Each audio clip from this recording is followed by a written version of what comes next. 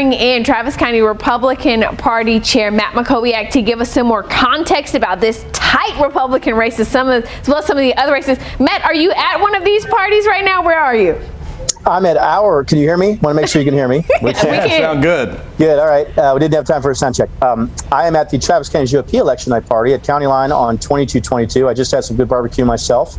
And for any of your viewers out there that are maybe in the Central Texas area, want to come join us, feel free. We'll be here for a while. Yeah, you know, Matt, obviously the AG's race is the race that we're watching, but for you, which one are you most in tune with right now?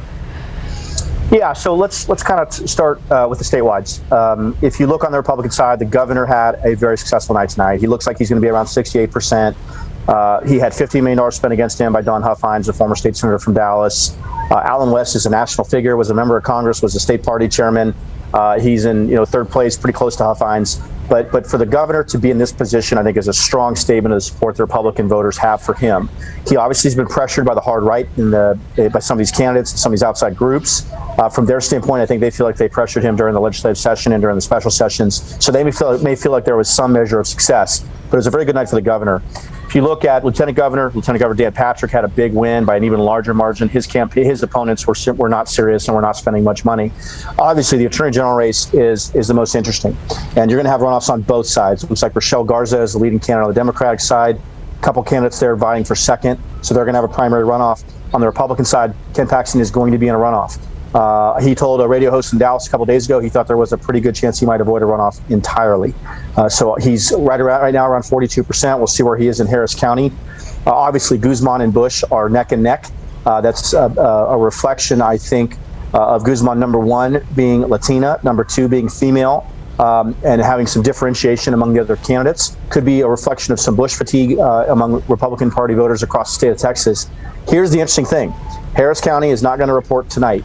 Absolutely ridiculous for that to be the case for the largest county in our state, an urban county the primary electorate is small compared to a general election. And the fact that they can't report the same night, particularly for the early vote, is absolutely astounding.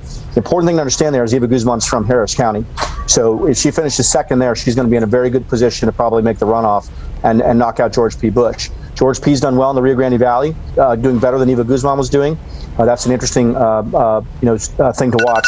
But the important thing now is to see how the election day vote compares to the early vote. We have the early vote in a lot of the big counties. We're starting to see election day vote. We'll see how that affects the Attorney General race for that second place position. Matt, let me ask you this. If Louis Gohmert's not in that race, is there a runoff? No. And look, Louis Gohmert was recruited not because he was going to ever be the Attorney General of Texas, but because people that recruited him wanted him to help force a runoff. And that story will someday get told more fully. But no, Louis' vote came from Ken. There's no question about that, particularly in East Texas, where his congressional district is. He's at 10 or 12%. If Ken's at 42 and he gets 3/4 of Louis' vote, he avoids a runoff entirely. So I think the Attorney General understood that risk was there when Louis got recruited into this race. I would say one thing: Ken Paxton is going to be a strong candidate in the runoff. You have to understand the primary turnout on both sides, Republican and Democratic side, is always going to be more to the base in a primary runoff, and the turnout's going to be smaller. You have more base voters than you do casual voters. And so for Paxton, the fact that he's going to be running from the conservative side, whether Eva Guzman or George P. Bush challenge him more from the center, that's an advantage for him. The question is going to be, can he raise money in the runoff over a 10-week period? That is going to be the big question. Does President Trump stick by him? I don't see why he wouldn't. And can he go out and raise $1 million or $1.5 million or $2 million in 10 weeks? If he can do that, he is going to win the runoff. We'll see who his opponent is. That's going to obviously affect the race and affect fundraising. But you don't think that the indictment or the FBI investigation is going to weigh into that runoff at all? The only way I think, certainly, let me answer that two ways. First, when you have four candidates running, there's a disincentive to go negative, because oftentimes what happens is when you attack someone, it hurts the person you're attacking, but it also hurts yourself, and it benefits a third party.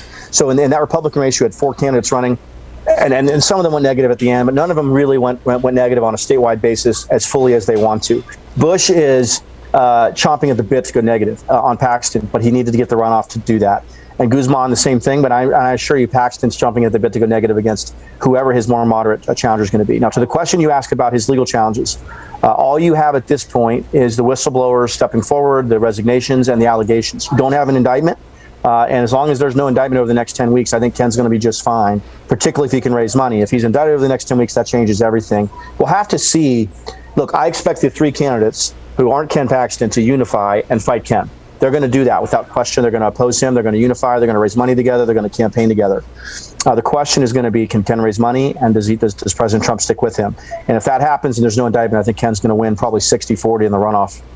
Okay, one more thing though, because I just can't let it go. You say not indicted, but he is indicted from those previous charges that he still hasn't gone to court on. What if that, I mean, that's some of the point that we've seen from Guzman, Bush, and Gohmert is them saying, if he goes to court for that, if he gets indicted on the other stuff, the Democrats are going to take this seat. Or Yeah, do you think that won't happen between now? Court case not going to happen between now and November? No, you're right. He has two separate legal issues. The first is an indictment, a felony indictment for securities fraud. That case has been pending for 2 years, and I don't think it's going to get resolved anytime soon. There's a huge squabble over whether taxpayers have to pay for that. For the special prosecutors who are handling that case, they have not paid for it, so those people are not willing to do more work. It's been on hold for quite a while. This latest issue, I think, is much more fundamental. It's more of it's more serious legally. It's more serious politically, but at this point, he's not been charged with anything. So all you have really is an allegation.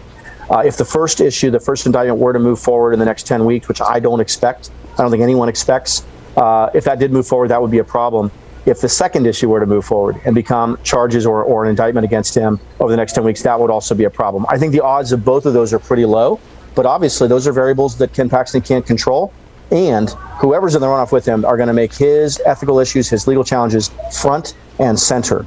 Paxton's going to say, I've been a conservative attorney general. I've fought the Biden administration. I supported the Trump agenda. And he's going to hope that's enough for the conservative voters who are going to turn out in a statewide primary runoff. And my suspicion is it will be enough. All right, Matt Mackowiak, chair of the Travis County Republican Party. We thank you so much for taking some time to join us. We'll let you get back to that. Wait, we didn't get him on the record, Matt. Bush or Guzman? Who's it going to be? Yeah, I think it's going to be Guzman at this point because that presumes that she wins Harris County, which we won't know about till tomorrow. But if she wins Harris County, I think all the bets are off. Now, again, the other thing we have to wonder is, does the election day vote change? All we see right now, what you're looking at right now, is primarily early vote. Right. And Bush and Paxton both started going after Guzman at the end. There's a chance she's going to underperform on election day relative to the early vote. So if that's true, it very well may be Bush. This is going to be a 1 or 1.5 point race by the time it's all called in terms of who's in the runoff, and it may take us 7 or 10 days before we know. Well, I want to point this out. On our numbers right now, 895,612 votes counted. Guzman and Bush have exactly the same number of votes, 187,550, 187,550. It doesn't get any closer than that, man. It doesn't get any closer than that. And keep in mind, we're going to have about 1.8 million votes on the Republican side. So you have about half the vote in. So there's a long way to go. We're not going to know for quite a while. All right. You happy you got him on the record? Matt, that was fantastic. We always appreciate your time. Good to see y'all. Matt Mackowiak joining us tonight. It's a great perspective from Matt. He's always kind enough to join us.